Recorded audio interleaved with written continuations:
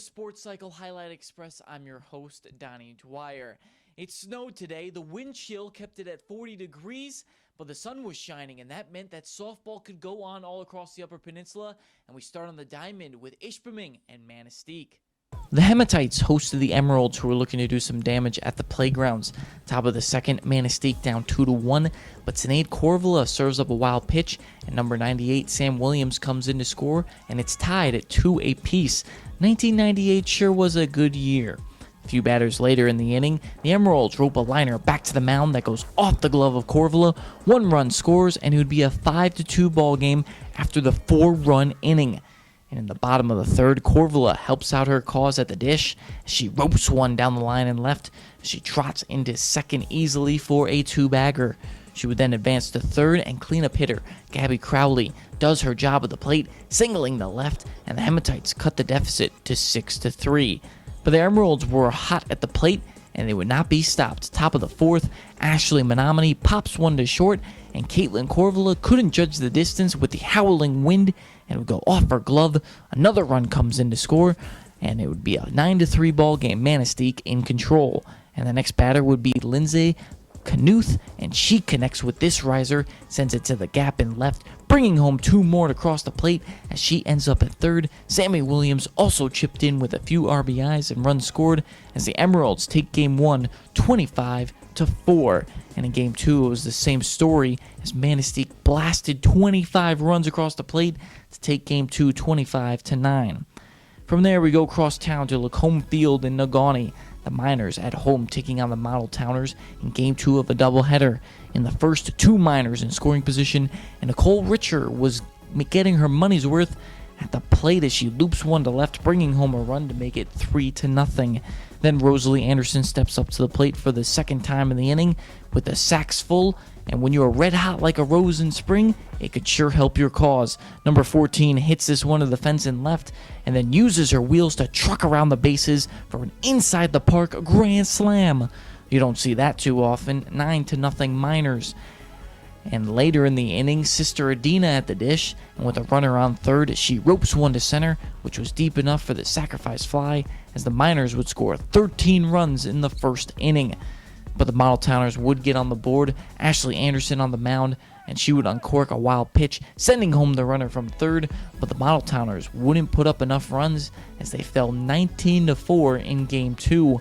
And in Game 1, it only took 4 innings of play as Negaunee beat Gwyn 17-2. To the scoreboard for other high school softball results. We start off in Escanaba hosting Marquette for a doubleheader, and they get the sweep. And in Game 1, they won 13-3. Brady Basilovitz with a grand slam in the effort there. And in Game 2, they won by 10 as the Eskimos beat the Redettes 12-2. Rapid River hosted Munising for a doubleheader as the Rockets shut out the Mustangs 7-0. And in Game 2, Rapid River won by 10 over Munising to complete the sweep. Also, we have high school baseball. Norway played Stevenson, and they won by 9 runs in that contest. Then Legion Ball, Ryan Hansen was 4 for 4 with 6 RBIs as the Blues ran over the Indians. Marquette wins this one 15-4 over Gladstone. From there, we go to some golf results. The Mid-Peninsula meet at Wananawin Golf Club. We start off with the boys. Norway in first, 344, as they had Austin Hansen shooting a 79. Negaunee in second, 352, as David Ronaldo and Andrew Katona each shot an 83. Iron Mountain in third. To the girls, Iron Mountain in first with 435. Iron Mountain's Caitlin Johnson had a 97. Also, Negaunee came in second. Haley Hoholik was second with a 108. Mountaineers' Marie Percola was third with a 110. Westwood finished in third. At the Great Northern Conference meet at Escanaba Country Club, on the boys' side, Marquette was in first with 327. The medalist was Jordan Fraser of Marquette. He recorded a 75. Gladstone's Adam Schieneman and Marquette's Brett Specker tied for second with 79s. Also, Escanaba came in second with 336, Gladstone in third. On the girls' side, Escanaba came in first with 407, but Marquette's Avery Rochester was the medalist. She shot an 87, but Marquette would be in second with a score of 454. Escanabel's Kelsey Motto edged Gladstone's Callie Jensen by just one shot to stay in second place. Gladstone came in third on the day. To high school tennis results, we start with the Mid-Peninsula Conference meet in Ishpeming and Negaunee just rolled over the competition. They came in first with 39 points, Iron Mountain second 29, and Ishpeming in third with 19.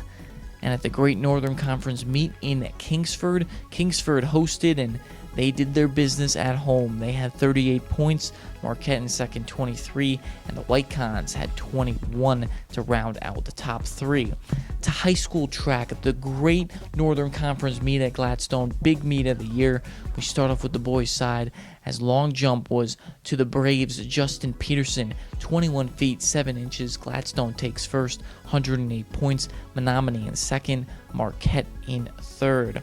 On the girls' side, Marquette in first, 193 points. Escanaba in second, 116.5. Kingsford rounds out the top three in third place.